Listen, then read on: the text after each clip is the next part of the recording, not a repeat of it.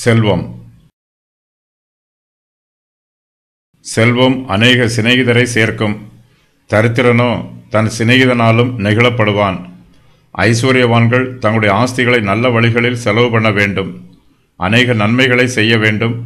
அநேகருக்கு உதவி செய்து அவர்களை ஆதரிக்க வேண்டும். ஐஸ்வர்யவான்களிடத்தில் பொன்னும் பொருளும் தாராளமாய் இருப்பதினால் அவர்களால் அநேகருக்கு வெகுமதிகளை கொடுக்க முடியும். ஐஸ்வர்யவான்கள் தங்கள் ஐஸ்வர்யத்தை நல்ல முறையில் செலவு செய்து தங்களுக்கு சிநேகிதர்களை ஏற்படுத்தி கொள்ள வேண்டும். ஐஸ்வர்யவான்களின் சிநேகிதர்கள் எல்லோரும் உண்மை உள்ளவர்களாய் இருக்க மாட்டார்கள். அவர்கள் ஐஸ்வர்யவான்களை சிநேகிப்பதற்கு பதிலாக அவர்களிடத்தில் உள்ள ஐஸ்வர்யத்தையும் ஆஸ்தியையும் சிநேகிக்கிறார்கள். பணத்திற்காக முகஸ்துதி பண்ணுகிறார்கள். செல்வம் அநேக சிநேகிதரை சேர்க்கும். ஐஸ்வர்யவான் தரித்திரனாகிவிட்டால் அவனுடைய சிநேகிதர்கள் எல்லோரும் அவனை விட்டு விலகி போய் விடுவார்கள். தரித்திரம் சிநேகிதரை பிரித்துவிடும். தரித்திரம் வரும்போது உற்றார் உறவினரும் சிநேகிதரும் பிரிந்து போய் விடுவார்கள். தரித்திரன் தன் சிநேகிதராலும் நெகிழப்படுவான்.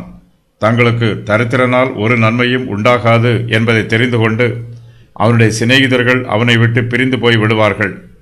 தரித்திரனுக்கு தேவையான உதவிகள் எதையும் செய்ய மாட்டார்கள். தரித்திரனை விட்டு பிரிந்து போகிறவர்கள் அவனை பற்றி தூஷண வார்த்தைகளையும் பேசுவார்கள். மெய்யான சிநேகிதர்களோ எக்காலத்திலும் எல்லா சூழ்நிலைகளிலும் நல்ல சிநேகிதர்களாய் இருப்பார்கள்.